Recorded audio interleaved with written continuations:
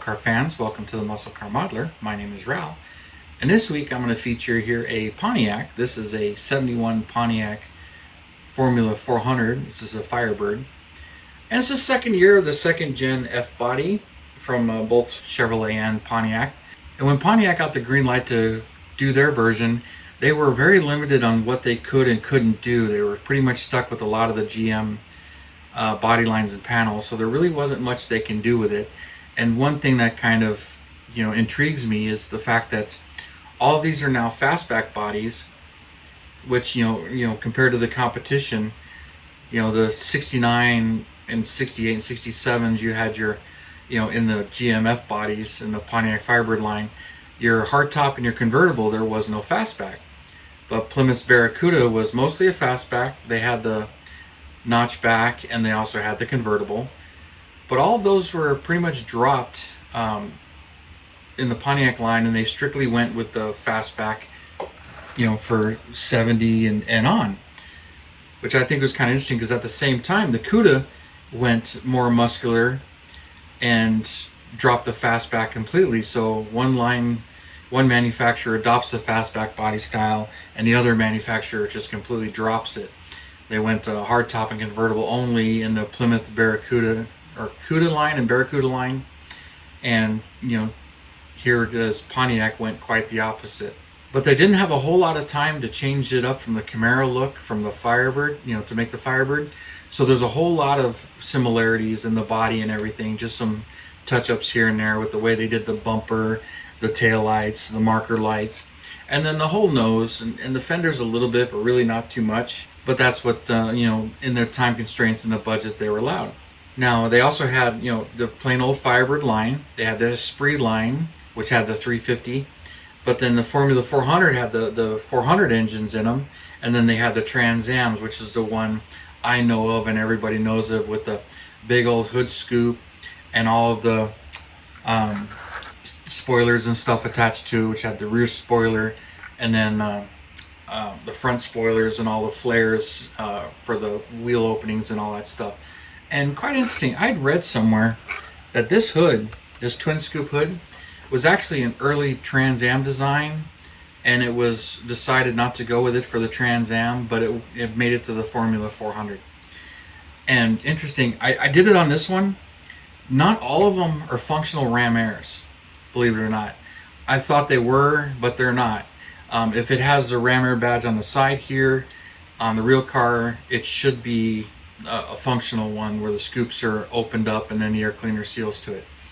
The non-functional ones, the scoops were kind of closed off, blocked off, and none of the stuff on the air cleaner or under the hood was there.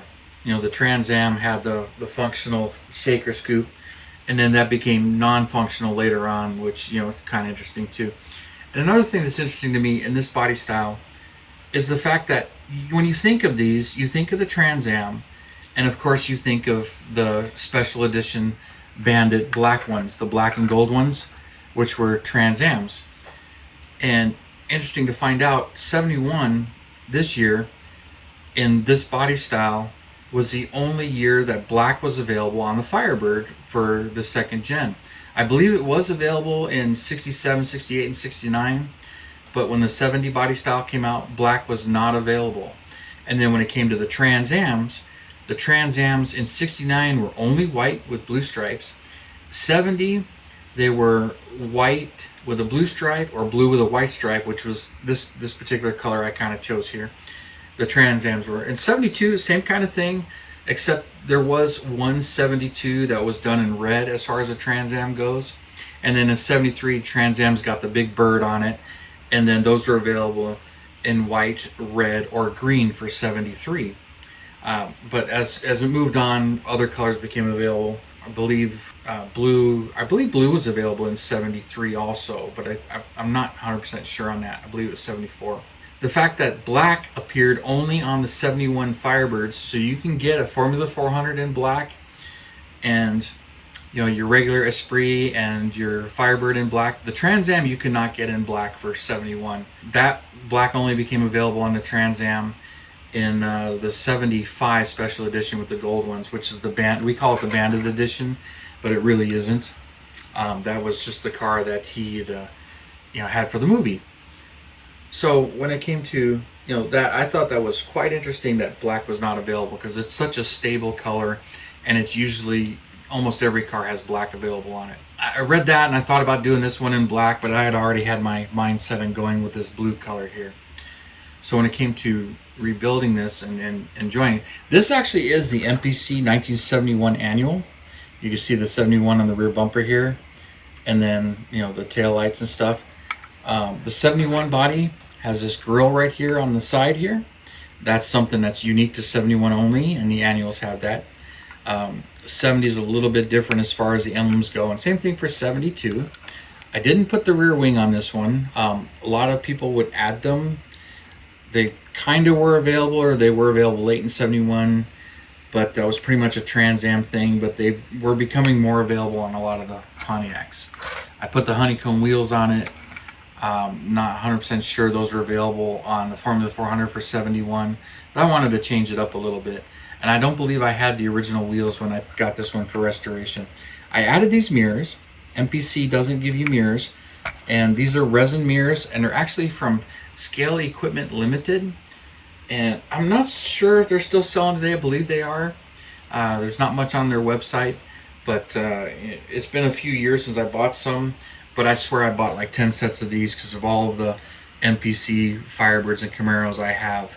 I added these mirrors because they're just awesome. They look really good on it, and I thought the MPCs look kind of funny without the mirrors. So I'll show you under the hood, even though it's not all that great or that accurate. You got your manual tranny there, excuse me, and your air grabber, ram air cleaner, which that really isn't really accurate for this car, but it's what was provided. And I painted in, 71 had a different color blue for the Pontiac engines. It's hard to keep track of Pontiac engines because 71 and 72 and some 73s were a bright non-metallic blue. Later 73s were a darker blue, that's kind of a greenish blue. And of course 70 and 69 Pontiac engines were a metallic blue, a little bit darker metallic blue. So it's kind of hard to keep track of that. And here's the underside of the MPC chassis there with the manual tranny, which just about everything MPC does. And there's a rear sway bar, which a lot of these cars actually had, but a lot of the early kits have them, and some of the later ones don't. And then the molding and exhaust, the early kits have the exhaust here. The later ones, they kind of stop here, and then you got the chrome one that you glue on. So when it comes to the annual and the original parts, that's one of the original parts. I used later AMT tires on there, and then these wheels, which are resin, or they're some that I cast myself. And there's the 71 grill. I love the way the front end is on this car. Always have. It's just very sharp with the way it's made. But I like the Trans Am version with the spoilers and the hood and the scoop on the side here, the fender extractor. It's kind of a heat extractor. I always thought those were pretty cool. So when it came to this one, it had the performance, but it really was kind of a sleeper as far as how it looks, other than the hood. And then it's just too many snorkels here, in my opinion. I like this hood. There's a lot of cleanup because MPC, these are separate inserts that you glue on, but there's a lot of body work to make that seam disappear. And I like how it came out. But I've done a few of these. In one of my earlier videos, I did do a restoration on a 70, which looks identical to this other than it's orange.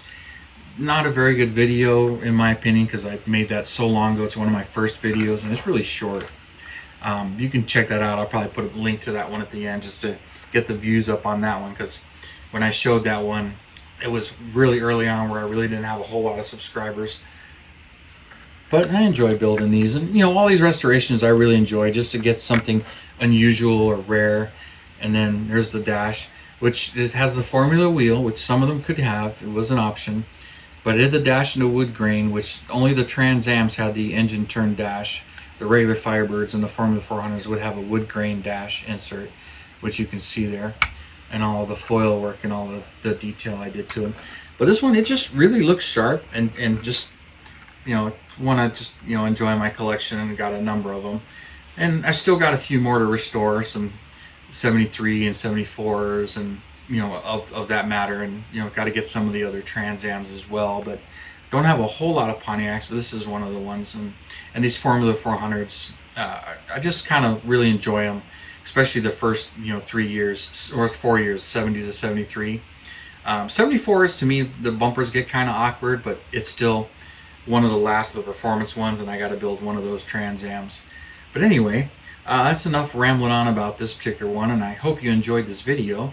So you guys, you have a wonderful Saturday, and I'll see you next weekend. And thank you for all your comments and subscribing, and hit that like button and bell button so you can get my latest uploads and enjoy them as I do them. But if you're a regular watcher, I pretty much launch them all on Saturdays.